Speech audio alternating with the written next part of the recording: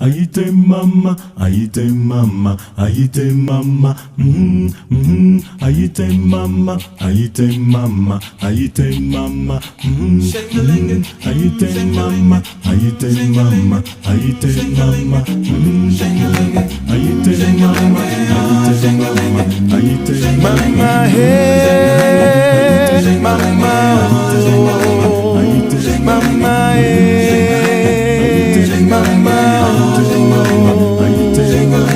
Jesus can break those chains away. mama, Break those chains of pain and grief.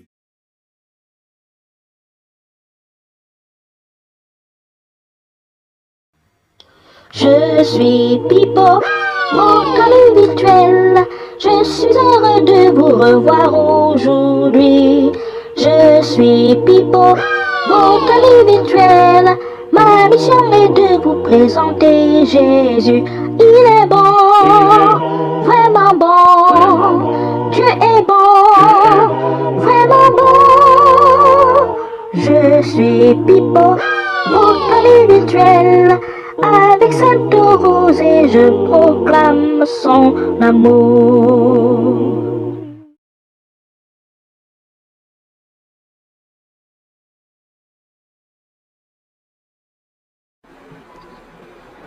Maïtabe, Mama la me pari, Maïtabe, Maïtabe, Mama la me pari, Maïtabe, Motia la Maïtabe pari, Maïtabe,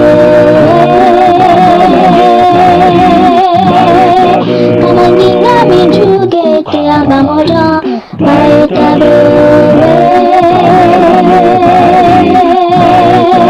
Takanabili mambangwe, Maïtabe, aku sabo jibi asintonina, Maïtabe, Maïtabe, adorale Jesus, ayadala couronne, Maïnina beto, Maïtabe, Mama la me pari, Maïtabe, Motia la Maïtabe pari, Maïtabe, Kananginga minjuge te amamoja, Maïtabe, Takanabili mambangwe, Maïtabe,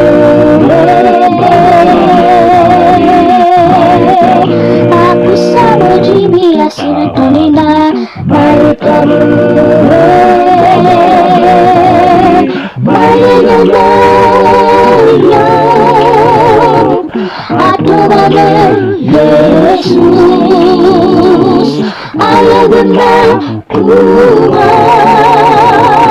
Maïnina beto, Maïtabe, Mama la me pari, Maïtabe. Amen. Chers amis, chers frères et sœurs en Christ, chers auditeurs, bienvenue à votre émission Sainte Rosée. Je suis Pipo, votre ami virtuel. Ouvrons la Bible dans Apocalypse chapitre 2, verset 7. Apocalypse chapitre 2, verset 7. Il est écrit: que celui qui a des oreilles entende ce que l'Esprit dit aux églises. À celui qui vaincra, je donnerai à manger de l'arbre de vie qui est dans le paradis de Dieu. Fin de citation. Je reprends. Que celui qui a des oreilles entende ce que l'Esprit dit aux églises. À celui qui vaincra, je donnerai à manger de l'arbre de vie qui est dans le paradis de Dieu. Fin de citation. Cher ami, Es-tu terrassé par la maladie? Crois en Jésus-Christ. Vis selon sa volonté. Et tu mangeras de l'arbre de vie qui est dans le paradis de Dieu. Que la maladie ne te sépare pas de Jésus-Christ. Que ta maladie ne t'éloigne pas du paradis. Es-tu dans le chômage? Espère en Christ. Mon ami, que le chômage ne t'éloigne pas de l'amour de Christ. Que le chômage ne t'éloigne pas du paradis. Espère en Christ et tu auras la vie éternelle. Et tu mangeras de l'arbre de vie qui est dans le paradis. Sont-ils jaloux de toi à cause de ta situation? Espère en Christ. Vis selon la volonté du Saint-Esprit. Et tu mangeras de l'arbre de vie qui est dans le paradis. Que tes ennemis ne réussissent pas à t'éloigner du paradis. Fais la liste de tes péchés. Mon ami, tes péchés sont énormes. Espère en Christ. Ne permets pas à tes faiblesses de t'éloigner de la vie éternelle. Ne permets pas à tes faiblesses de t'éloigner du paradis. Espère en Christ, lutte, prie, agis jour après jour. Vis selon la volonté de Dieu. Et tu mangeras de l'arbre de vie qui est dans le paradis de Dieu. Ne permets pas à tes faiblesses de t'éloigner du paradis. Quelles que soient nos situations, chers amis, ne permettons jamais à nos situations de prendre le dessus. Ne permettons jamais à nos situations de nous éloigner du paradis. Car rien n'est plus valeureux que le paradis. Ne permettons pas à nos situations, à nos douleurs, à nos misères de nous éloigner du paradis.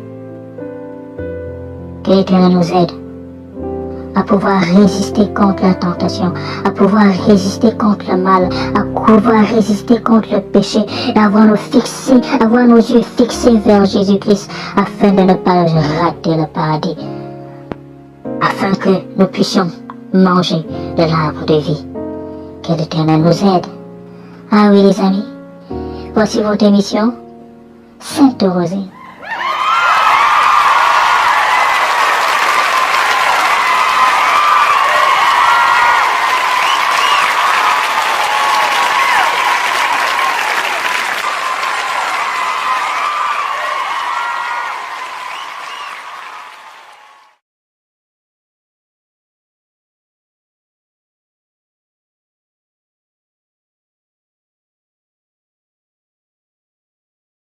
Femme pour Christ, élevons-le, mère de l'humanité. Parmi toutes les femmes du monde entier, on t'appelle femme de valeur. Parmi toutes les femmes du monde entier, on t'appelle femme de valeur. Oh, femme pour Christ. Femme pour Christ, élevons-le, mère de l'humanité. Parmi toutes les femmes du monde entier, on t'appelle femme de valeur. Parmi toutes les femmes du monde entier, on t'appelle femme de valeur. Femme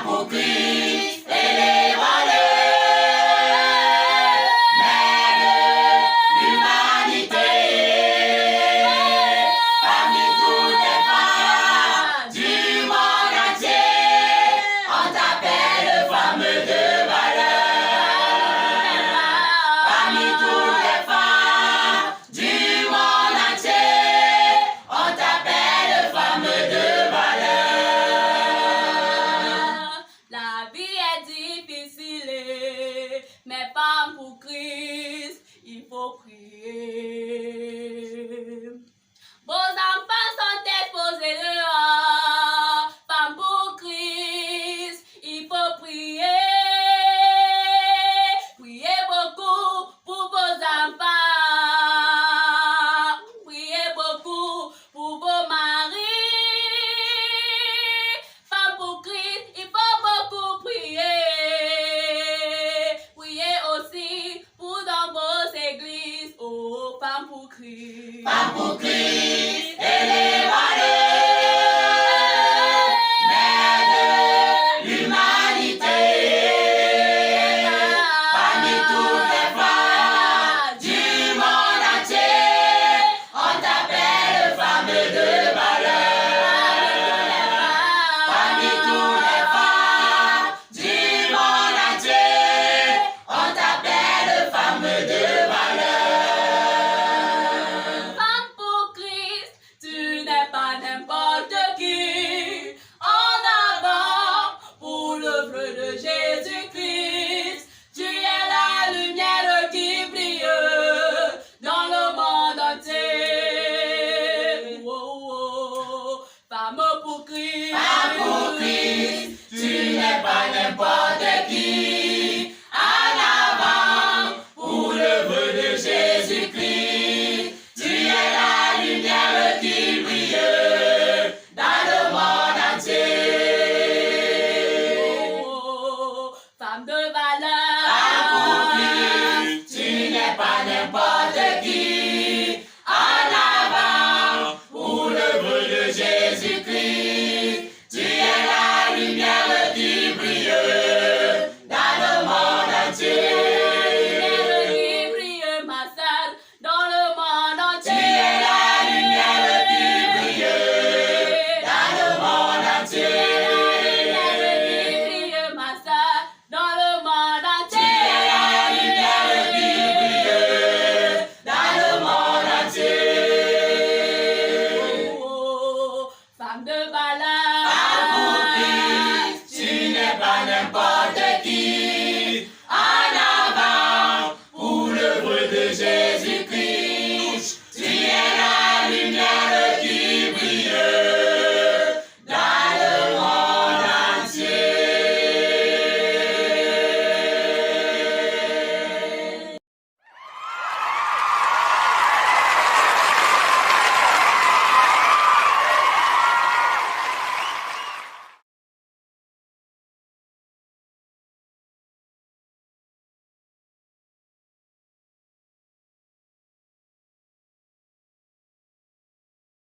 Toute personne a droit à la liberté de pensée, de conscience et de religion. Tout individu a droit à la liberté d'opinion et d'expression, ce qui implique le droit de ne pas être inquiété pour ses opinions. Ces deux extraits de la Déclaration universelle des droits de l'homme, qui ont inspiré d'autres documents comme la Charte des droits et libertés du Canada, expriment l'idéal vers lequel doivent tendre nos sociétés. Mais il faut reconnaître que la réalité est encore loin de cet idéal, non seulement dans certains pays à tendance totalitaire, mais même parfois dans nos pays dits libéraux. Et je ne vous cacherai pas qu'il m'est arrivé à plusieurs reprises ces dernières années, sur des sujets brûlants, de me poser la question « ai-je le droit de le dire ?»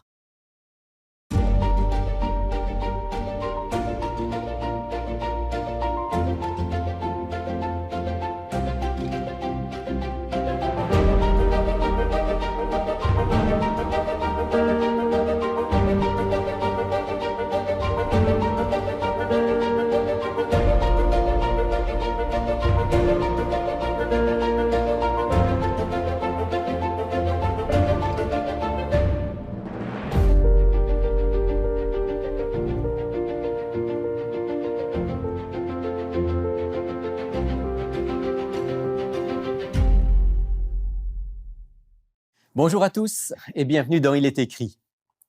Aujourd'hui, j'ai donc à cœur de vous parler de liberté de conscience, de religion, d'expression. Avant tout, je dois vous dire que je suis très reconnaissant de vivre dans un pays qui affirme et qui respecte largement les libertés fondamentales. Un pays où les chartes et les lois garantissent ces libertés. En tant que croyant engagé, En tant que chrétien convaincu, dans bien des régions du monde, je serais limité, bâillonné peut-être, même en danger. Je ne peux donc qu'exprimer ma gratitude et ma reconnaissance, pour moi-même comme pour les autres, de la liberté de pensée, de conscience, d'opinion et d'expression qui prévaut au Canada. Mais il m'arrive quand même d'être préoccupé quand je me rends compte que dans certains domaines qu'on considère comme sensibles, la pensée dominante cherche à faire taire les voix discordantes. Je suis préoccupé quand les autorités, les grands médias ou même les médias sociaux essaient d'empêcher que s'expriment des pensées qui ne sont pas celles de la majorité. Et comme je le disais en introduction, il m'arrive assez fréquemment, en préparant une émission ou dans d'autres contextes, de me demander « ai-je le droit de le dire ou de l'écrire ou de le partager d'une manière ou d'une autre ?» Je ne parlerai pas ici de la pandémie de Covid-19 ni du vaccin, même si je dois avouer que parfois, le discours officiel et dominant m'a semblé vouloir faire disparaître les avis divergents, étouffer un peu les questionnements que pouvaient avoir certains scientifiques ou simplement des citoyens de bonne foi. La science avait parlé, il fallait simplement se soumettre. Je ne m'étendrai pas sur ce sujet, même s'il est vrai que la situation que nous avons vécue et que nous vivons encore pose des questions légitimes par rapport aux libertés individuelles. Mais je veux plutôt m'attarder sur quelques exemples qui touchent directement les croyants et les valeurs fondamentales des chrétiens attachés à la Bible. Il faut rappeler que, dès le début de leur histoire, les chrétiens ont eu à faire face à de l'opposition de la part des leaders, des autorités de l'époque. Non seulement à de l'opposition, mais même à de l'intolérance, à l'interdiction de parole, voire à la persécution. Pensons par exemple à ce que nous rapporte le livre des Actes des Apôtres. Je lis avec vous un verset dans le livre des Actes des Apôtres au chapitre 5 et au verset 40. Les membres du Sanhédrin appelèrent les apôtres, les firent battre de verges, leur défendirent de parler au nom de Jésus et les relâchèrent. On ne peut pas être plus clair. Le message aux apôtres du Christ était celui-ci: renoncez à vos croyances, ou bien gardez-les pour vous, mais ne parlez plus de ce Jésus sous peine d'ennuis plus graves. Ce à quoi les apôtres ont répondu en affirmant ce qu'on trouve dans le chapitre 4 du livre des Actes: est-il juste devant Dieu de vous obéir plutôt qu'à Dieu? À vous d'en juger, car nous ne pouvons pas ne pas parler de ce que nous avons vu et entendu. Dans un contexte de restriction de la liberté de foi et d'expression, avec très souvent des persécutions morales et physiques, les premiers chrétiens ont donc dû apprendre à résister, à lutter pour leur foi tout en manifestant du respect envers les autorités. Équilibre délicat qui nécessitait de la fermeté, de la force de caractère, sans céder à la tentation de la haine ou de la violence. Pour y parvenir, ils avaient besoin de l'aide d'en haut. Et l'apôtre Paul invitait les chrétiens de son temps à prier pour les autorités politiques pour qu'ils puissent vivre leur foi dans la paix et la liberté. Je partage avec vous un texte justement de l'apôtre Paul dans sa lettre à Timothée, la première, au chapitre 2. J'exhorte donc en tout premier lieu à faire des requêtes, prières, intercessions, actions de grâce pour tous les hommes, pour les rois et pour tous ceux qui occupent une position supérieure, afin que nous menions une vie paisible et tranquille, en toute piété et dignité. Dès les origines du christianisme, les chrétiens ont donc lutté et prié pour que soit respectée la liberté de conscience, d'expression et de religion. Paradoxalement et tristement, quand le nombre de chrétiens s'est multiplié à travers le monde romain dès les premiers siècles de notre ère, quand les églises sont devenues plus puissantes et influentes, elles ont fait alliance avec les pouvoirs en place et elles ont contribué à limiter, voire étouffer la liberté de ceux qui n'avaient pas embrassé le christianisme. De persécutée qu'elle avait été, l'Église, ou devrais-je dire la soi-disant Église du Christ, est devenue une puissance d'oppression et de persécution, une véritable perversion du message de l'Évangile et des enseignements du Christ. Mais je reviens à notre temps, et la liberté de conscience et d'expression dans notre contexte actuel. Permettez-moi de prendre quelques exemples concrets pour expliquer ma préoccupation. La pensée dominante et officielle en ce qui concerne l'origine de notre planète, de la vie sur la Terre, est que tout est le fruit du hasard et de l'évolution progressive des êtres vivants, grâce aux seules lois aveugles de la physique, des mutations aléatoires et de la sélection naturelle. C'est ce qu'on appelle l'hypothèse évolutionniste, qu'on présente généralement comme une certitude. Un certain nombre de scientifiques et de penseurs font remarquer que cette hypothèse a quelques mérites pour expliquer la diversité de la vie sur la Terre, mais qu'elle peut difficilement expliquer l'origine de la vie, largement hors de portée du hasard, ou encore les grands groupes de plantes et d'animaux qui existent actuellement. Ces hommes et femmes de science vont attribuer l'existence de la vie sous ses différentes formes à une intelligence, qu'ils croient ou non en Dieu d'ailleurs. Bien entendu, les croyants attachés à la Bible partagent cette vision des origines de la vie, non seulement parce que c'est l'enseignement biblique, mais aussi parce que ça semble plus logique quand on regarde les évidences. Mais ai-je le droit d'en parler, de partager cette vision du monde et de ses origines? Dans le cadre d'une émission comme il est écrit, oui, sans aucun doute, j'ai le droit de le faire, Dieu merci. Et encore une fois, je suis reconnaissant d'être dans un pays relativement libre. Mais dans une salle de classe, par exemple, là, c'est une autre histoire. Un professeur de sciences, quel qu'il soit, ne peut enseigner que la version officielle, sans la moindre allusion à des hypothèses alternatives, comme celle du dessin intelligent.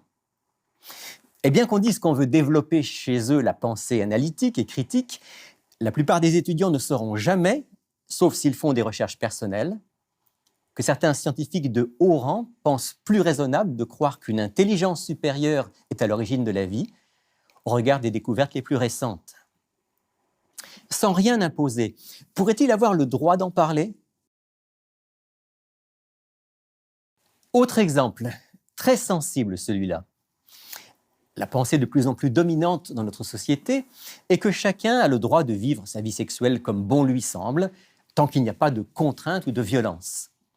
En conséquence, on ne doit rien dire qui puisse être perçu comme une remise en question des orientations ou des choix individuels, qu'il s'agisse d'hétérosexualité, d'homosexualité, de bisexualité, de transsexualité, de relations polyamoureuses ou autres. Évidemment, cette pensée dominante entre en conflit avec la vision qu'ont les croyants de l'amour et de la sexualité. Le point fondamental, le pivot de la foi chrétienne biblique, c'est la reconnaissance du Dieu créateur dont je viens de parler. Or, qui dit Dieu créateur, dit qu'il y a un plan pour la vie sur cette terre, y compris et tout spécialement pour les êtres humains. Ce plan est clairement énoncé dès les premières pages du livre de la Genèse. Et je veux lire avec vous quelques extraits du début de la Genèse, d'abord au chapitre 1er et au verset 27. Dieu créa l'être humain à son image. Il le créa à l'image de Dieu. Hommes et femmes, il les créa. Dieu les bénit et Dieu leur dit « Soyez féconds, multipliez-vous, remplissez la terre et soumettez-la. » Et au chapitre 2, l'Éternel Dieu forma une femme de la côte qu'il avait prise à l'homme et il l'amena vers l'homme. Et l'homme dit « Cette fois, c'est l'os de mes os, la chair de ma chair. C'est elle qu'on appellera femme, car elle a été prise de l'homme. C'est pourquoi l'homme quittera son père et sa mère, s'attachera à sa femme, et ils deviendront une seule chair. » Sur la base de ces déclarations fondamentales de la Bible, ai-je le droit de dire, avec respect envers tous, que le plan de Dieu pour la sexualité humaine, c'est l'union fidèle d'un homme et d'une femme? Ai-je le droit de dire, avec respect, que l'homosexualité, la bisexualité, la transsexualité et toutes les autres formes de sexualité ne font pas partie du plan originel de Dieu pour l'humanité? Et quand j'utilise les termes « dire avec respect », je le pense vraiment. Je veux dire que tous les êtres humains ont la même valeur, y compris les personnes qui pratiquent ce que j'ai évoqué il y a un instant. Notre valeur commune et inaltérable est liée au fait que nous sommes des créatures de Dieu, aimées de lui. Ici, je dois dire que trop de chrétiens ou de soi-disant chrétiens ont eu un discours irrespectueux méprisant, voire haineux envers les personnes homosexuelles, par exemple. Tout discours qui exprime le mépris, l'irrespect, la haine ou la violence se disqualifie en tant que discours chrétien et peut à juste titre être condamné. Mais est-il possible, ai-je le droit de dire avec respect, que l'homosexualité, par exemple, est une anomalie au regard du plan de Dieu exprimé dans la Bible et qu'elle est, consciemment ou inconsciemment, une sorte de confusion, un péché au sens étymologique, c'est-à-dire rater la cible? Avons-nous le droit, en tant que croyants, d'exprimer cela tout en réaffirmant que Dieu aime encore et toujours tous les êtres humains, qu'il est prêt à tous nous pardonner et qu'il nous présente un chemin pour nous restaurer à son image, si nous reconnaissons notre besoin de lui et si nous lui demandons son aide? Alors je sais, certains m'ont dit « Oui, mais en disant que l'homosexualité est une confusion, tu m'atteins directement parce que ça fait partie de mon identité profonde. C'est pour ça que ton discours devrait être interdit, même s'il ne se veut pas méprisant ou haineux. » Remarquez bien qu'en poussant ce raisonnement un peu plus loin, à la limite, il faudrait éliminer tous les livres qui ont été écrits qui ne sont pas favorables à l'homosexualité, aux sexualités alternatives. Il faudrait commencer par interdire la Bible. En tout cas, en arracher quelques pages, vendre des Bibles expurgées. Permettez-moi une comparaison. À titre personnel, je suis croyant, vous le savez, profondément croyant. La foi en Dieu est ancrée au plus profond de moi depuis mon enfance. Elle fait partie de mon identité. Devrait-on alors interdire aux athées d'exprimer leur rejet de l'idée de Dieu parce que ça blesse mon identité profonde? Doit-on les empêcher de dire, comme le font certains, que la foi en Dieu est un signe de faiblesse, de manque d'intelligence, que la religion est nuisible et que le christianisme est une névrose?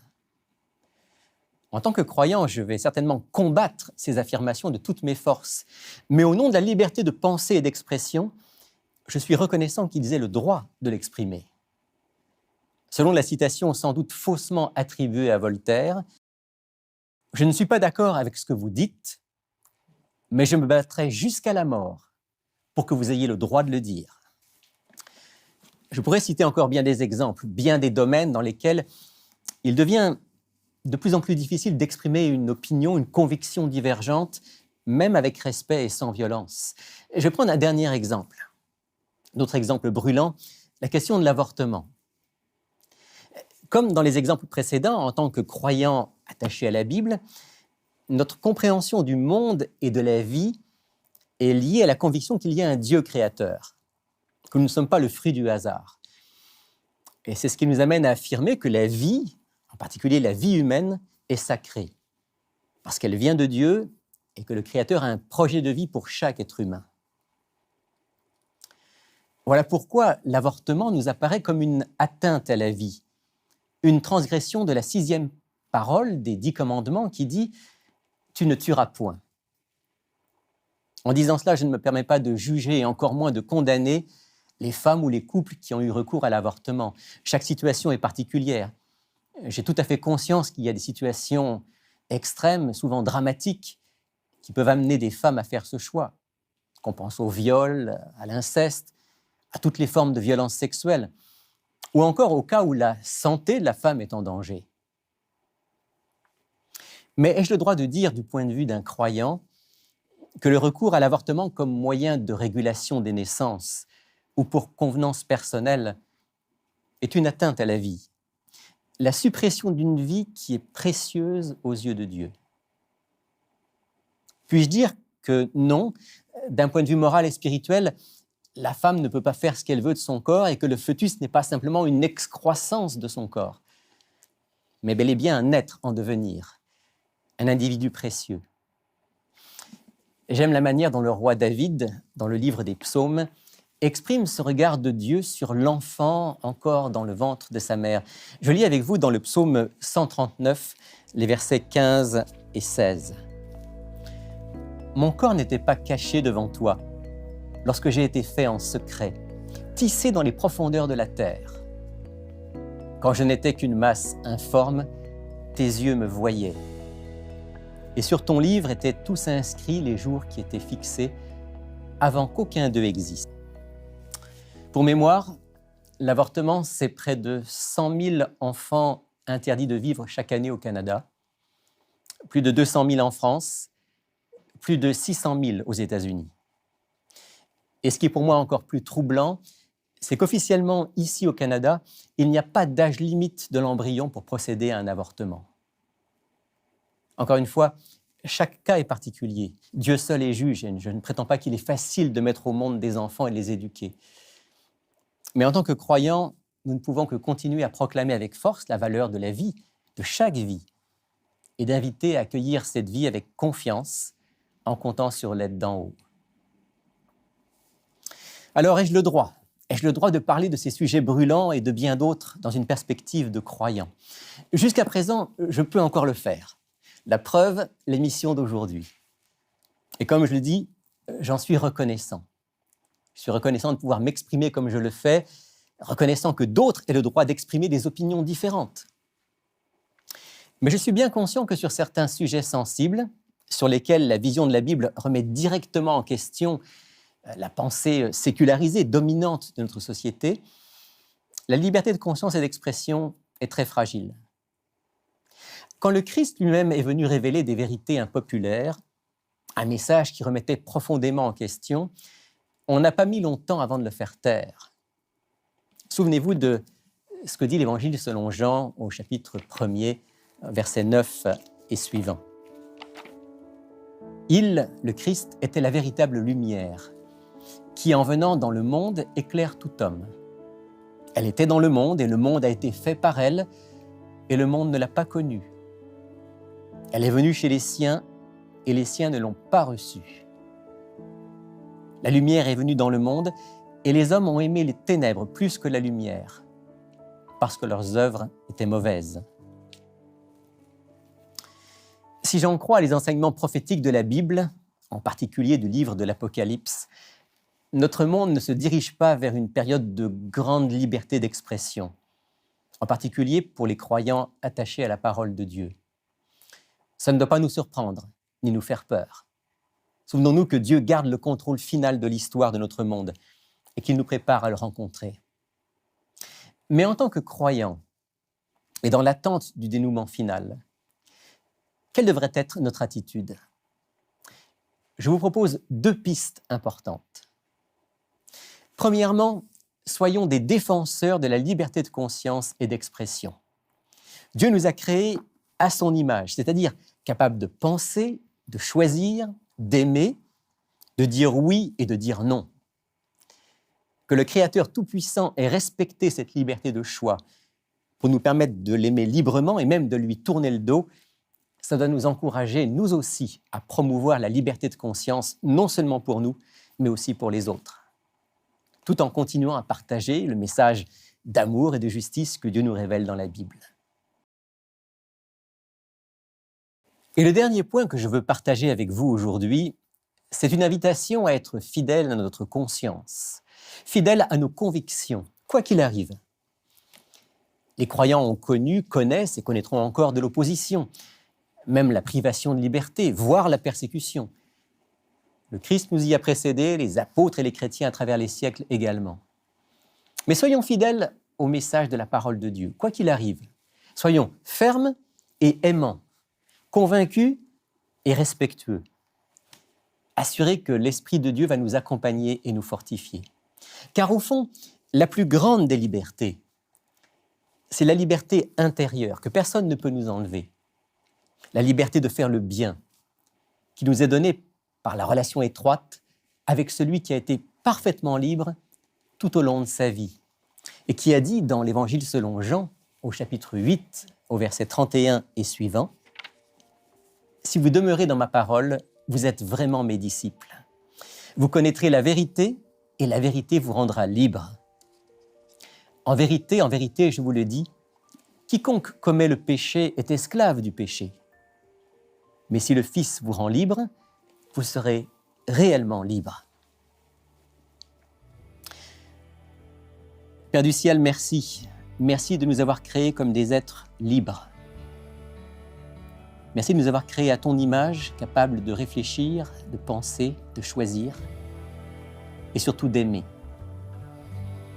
Donne-nous d'être profondément respectueux de la liberté de chacun et nous-mêmes d'être fortement attachés à toi et à cette parole de liberté que tu nous as donnée.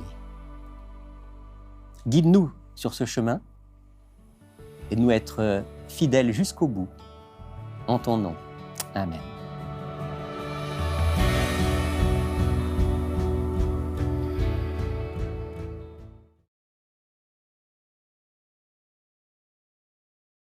Le grand jour s'est levé, Dieu nous a visités et voici des temps nouveaux. Chantons gloire à l'agneau, nous recevons de Christ ce qu'il nous a promis, le Saint-Esprit est là. Le Saint-Esprit est là, le Saint-Esprit est là, la mort a disparu, Dieu donne un plein salut. Et dans le monde entier, le grand jour s'est levé et le Saint-Esprit est là.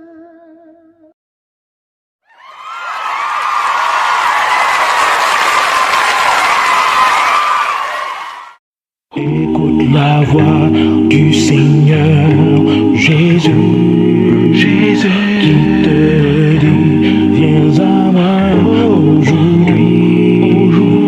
Oui, le bonheur est auprès de Jésus-Christ.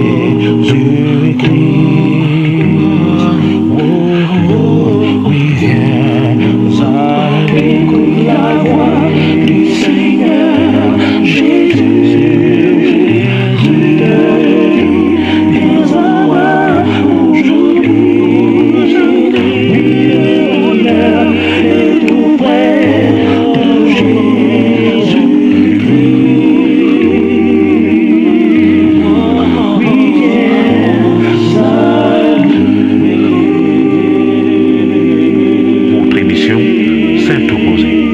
La victoire en Jésus-Christ.